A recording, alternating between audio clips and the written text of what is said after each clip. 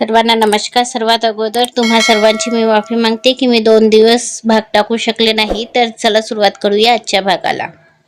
आता ते अभिराज पाटीलला कळेल.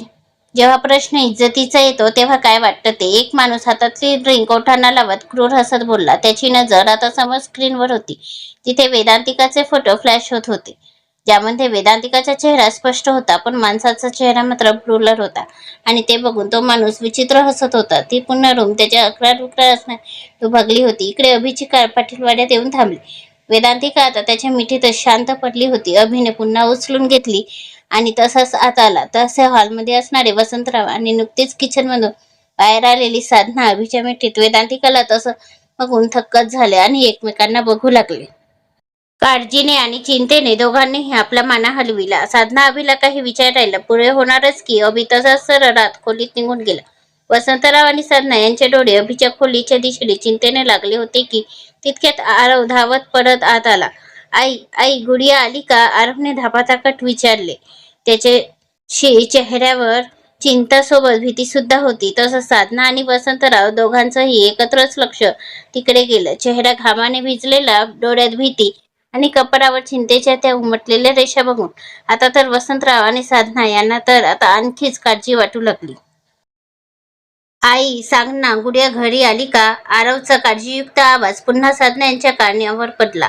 हो, आताच अभि तिला घेऊन आला. साधना अभिच्या खोलीकडे इशारा करत बोलली. ती ती ठीक तर आहे ना? आरवने पुन्हा थरथरत्या आवाजात विचारलं. असा का विचारतो आहेस? काही झालं आहे का? त्याची काळजी बघून वसंतराव यांनी न राहून आरवला विचारलं.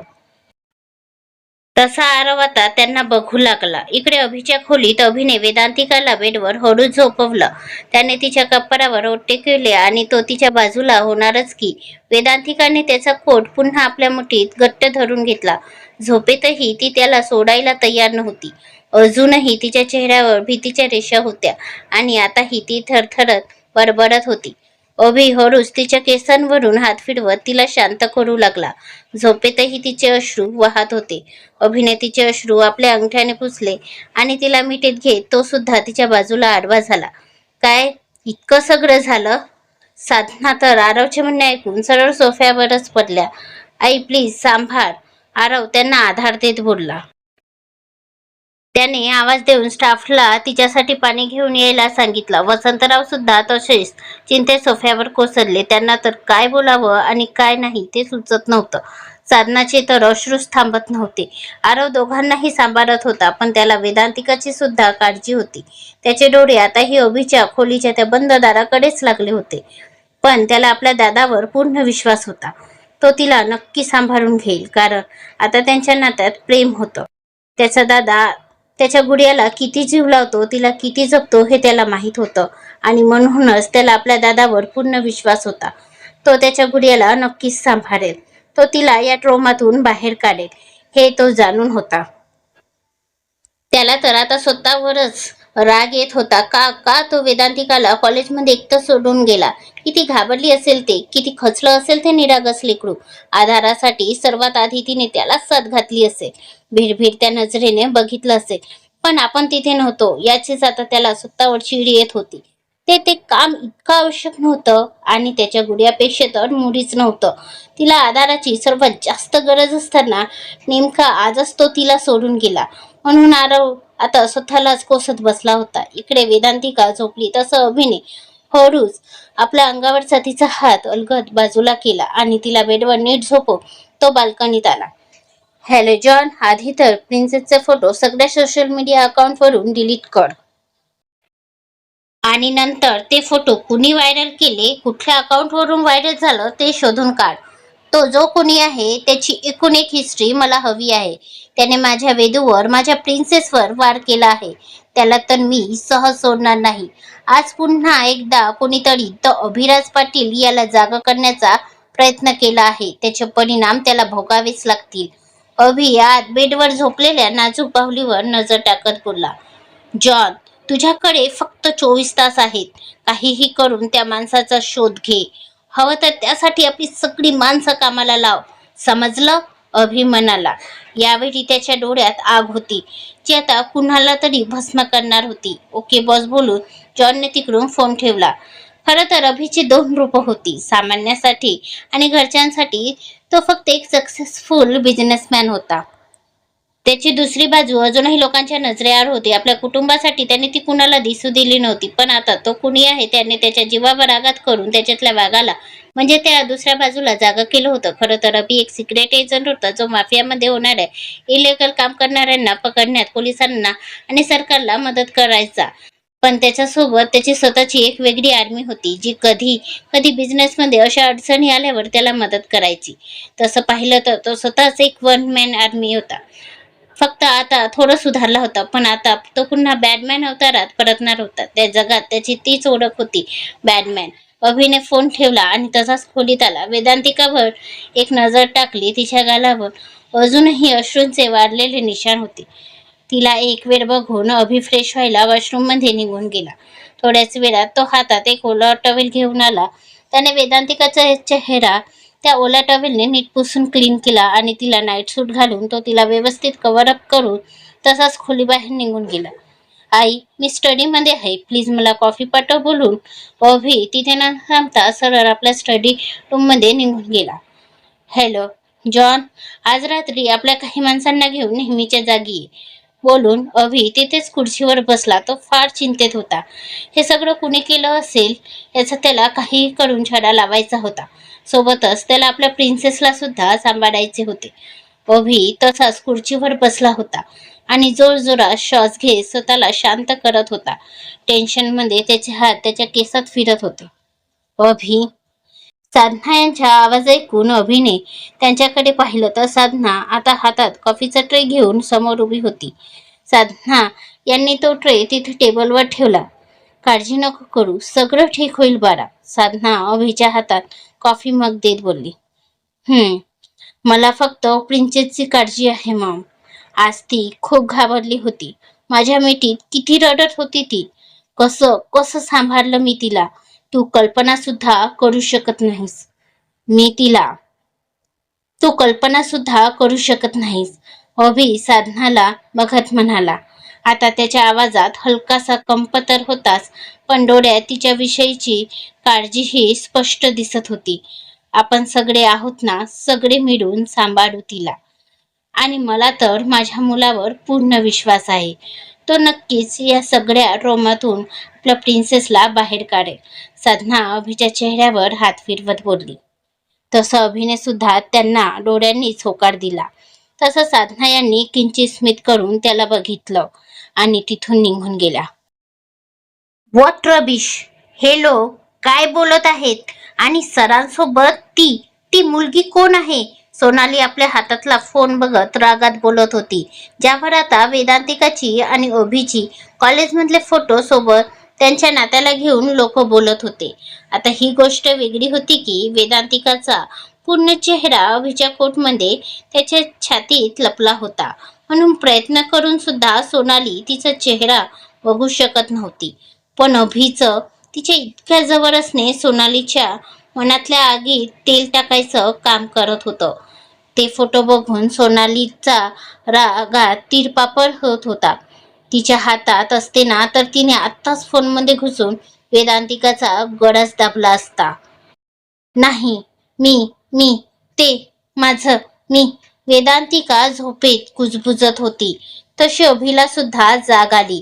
तसं बघितलं तर जाग यायला झोपलाच कुठे होता तो. त्याची प्रिन्सेस, नेहमी त्याच्यावर झेप घेणारी, त्याची तुफान मेल या अवस्थेत असताना त्याला झोप तरी कशी येणार होती म्हणा. म्हणून रात्रीचे 2 वाजता आत्ता कुठे तो डोळे मिटून वेदांतिकाच्या बाजूला पडलाच होता की तिच्या हलक्याशा आवाजाने सुद्धा त्याला जाग आली आणि त्याचे कान तिच्या शब्दाकडे टकरावले, जे थोडे पुसटशे त्याच्या कानात ऐकू येत होते. अभि हळूच तिच्या चेहऱ्याजवळ झुकला. अगदी जवळ तिचे ओठ त्याच्या कानाच्या पाकडीला स्पर्श करत होते. इतका तो तिच्यावर झुकला होता आणि ती काय बोलते हे ऐकून घेण्याचा प्रयत्न करत होता. तिचे ते शब्द जरी पुसट असले तरी तिच्या चेहऱ्यावरची ती भीती मात्र एकदम गडद होती, जे त्या डिम प्रकाशात सुद्धा अभिला स्पष्ट दिसत होती. आणि तितक्यात वेदांतिका ओढून बेडवर उठून बसली. तिचं अंग हलकं थरथरत होतं. घामाच्या धारा कपाडावरून गळ्यापर्यंत वाहत होत्या. श्वास जणू कोंडल्यागत झाला होता. अभि जो तिच्यावर झुकला होता, तिच्या अशा ओरडल्याने दचकून तिच्यापासून थोडा बाजूला झाला, पण वेळेतच त्याने स्वतःला सावरला आणि पटकन तिच्या जवळ सरसावला. प्रिन्सेस, त्याने अगदी हळूवार तिला साद घातली. तशी वेदांतिका त्याला पाणी भरल्या नजरेने बघू लागली, पण तिच्या डोळ्यातलं पाणी बघून त्याच्याच काळजात धस्स झालं आणि त्याने तसंच समोर होत तिला आपल्या छातीशी घट्ट लावून धरलं.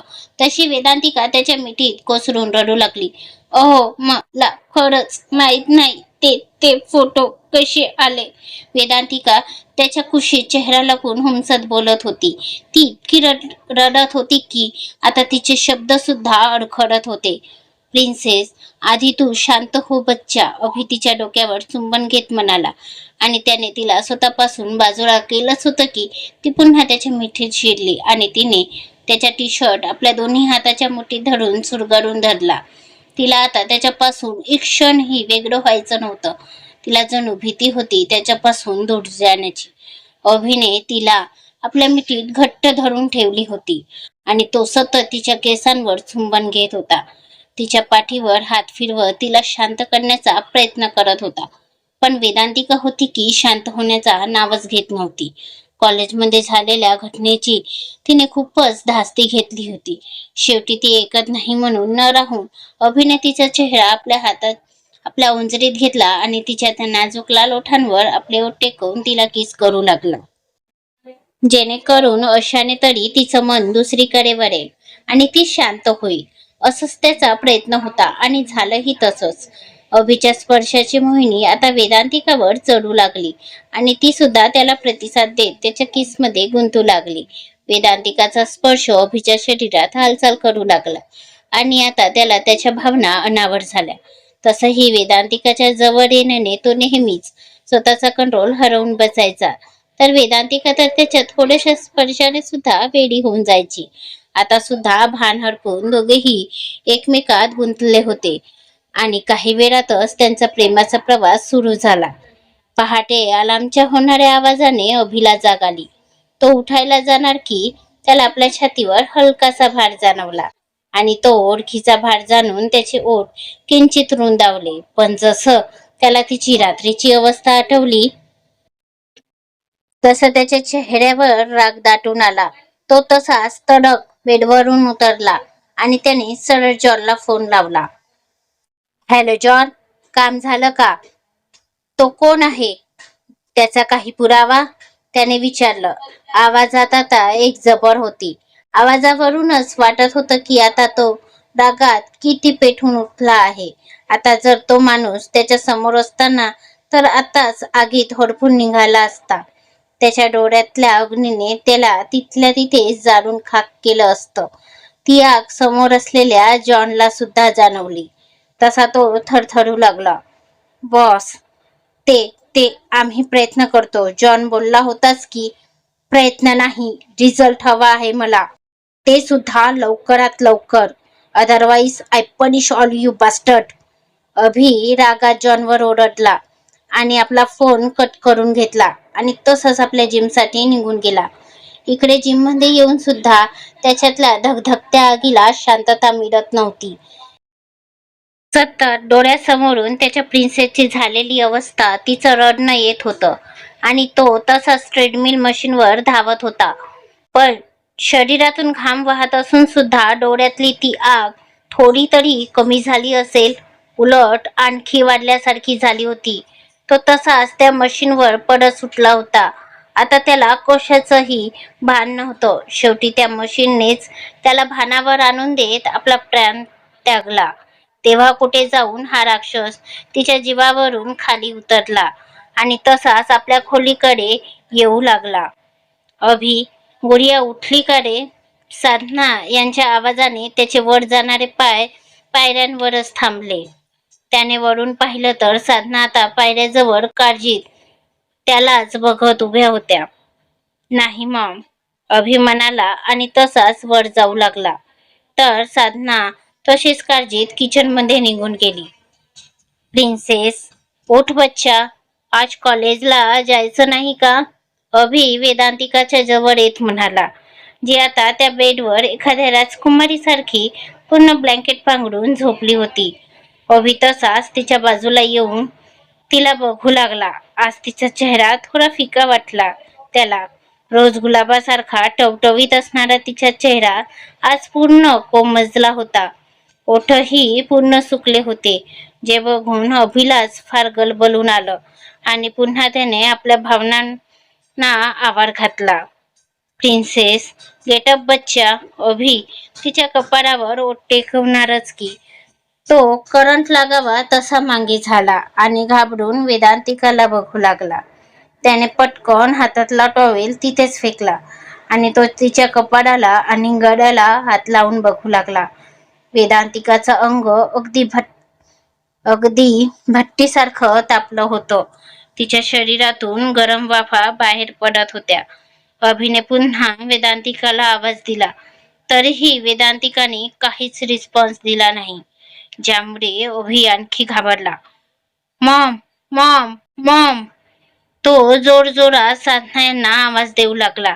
त्याचा तो घाबरला आवाज ऐकून साधनासोबत घरचे सगळे सुद्धा त्याच्या खोलीत आले.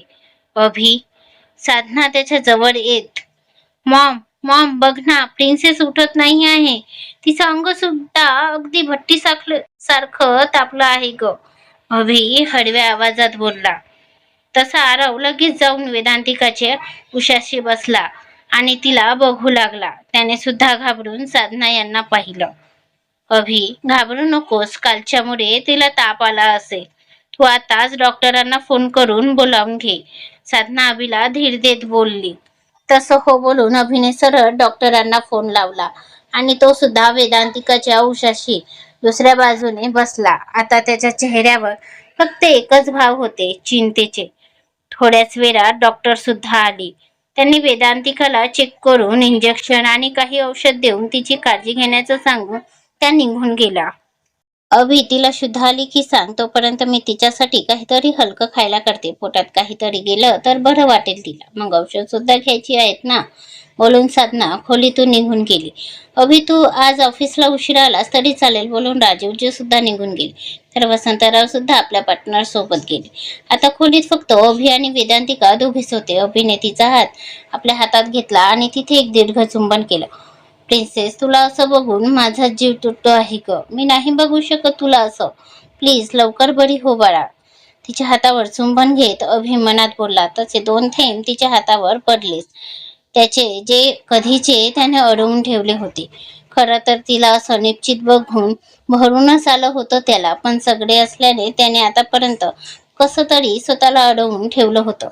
प्रिन्सेस, तू फक्त एकदा बरी हो, मग ज्याच्यामुळे तुझी ही अवस्था झाली आहे ना, त्याला मी अशी शिक्षा करेल ना की त्याचा आत्माही थरकापून जाईल.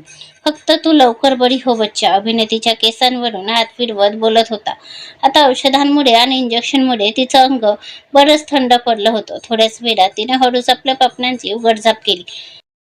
अहो, वेदांती कशी आवाजात बोलली. तसं अभिने पटकन तिला बघितलं. प्रिन्सेस, सांभाळून बच्चा. तो तिला नीट बसवत तिच्या पाठीला उशीचं टेकन लावत म्हणाला. अहो, मला वॉशरूमला जायचं आहे, वेदांतिका पुन्हा हळूच बोलली. तसं अभिने तिला हाताला धरून वॉशरूम मध्ये घेऊन गेला. अंगातून ताप निघाल्याने आता तिला अशक्तपणा जाणवत होता. अभिने तिला फ्रेश केलं आणि तिचं तोंड वगैरे नीट पुसून तो तिला घेऊन बेडरूम मध्ये आला. तितक्यात साधना सुद्धा तिच्यासाठी गरम गरम पेज घेऊन आली. मॉम, माझी इच्छा नाही आहे काहीही खायची, वेदांतिका ते बघून नाकटोन मुरडत बोलली. तसे साधना बरोबर अभिचे सुद्धा डोळे मोठे झाले. त्याने घाबरली बिचारी लेकरू आणि तिने पटकन आपला चेहरा पाडला. प्रिन्सेस, तू असं वागून आम्हाला इमोशनल ब्लॅकमेल करू नको, त्याचा काही फायदा होणार नाही. पटकन मॉमने आणलेली पेज खा आणि नंतर औषध घेऊन आराम कर. अभि तिच्या जवळ येत कपाळावर ओठ टेकवत बोलला. तशी वेदांतिका लाजली, कारण समोर साधना होत्या. पण हे तिच्या सरू राक्षसाला कोण सांगेल ना, आणि तसंही त्याला कुणाशी काय फरक पडतो म्हणा. त्याला जेव्हा जे करायचे असते तेव्हा ते करून मोकळा होतो. तो निर्लज्ज कुठला. हा तर लाज घालून बसतो, पण याच्यामुळे बिचाऱ्या वेदांतिकाला नेहमी लाजेने मान खाली घालावी लागत होती. आताही आपल्या सडूच्या निर्लज्ज वागण्याने लाजून पाणी पाणी झाली ती. Mom bye, take care. आणि प्रिन्सेस, आज तू बेडवरून पाय खाली ठेवलास ना तर बघस मग तू आहेस आणि मी. वेदांतिकाला गोडदाग देऊन आणि साधना हिला तिच्यावर लक्ष ठेवायचं सांगून अभि ऑफिससाठी निघाला.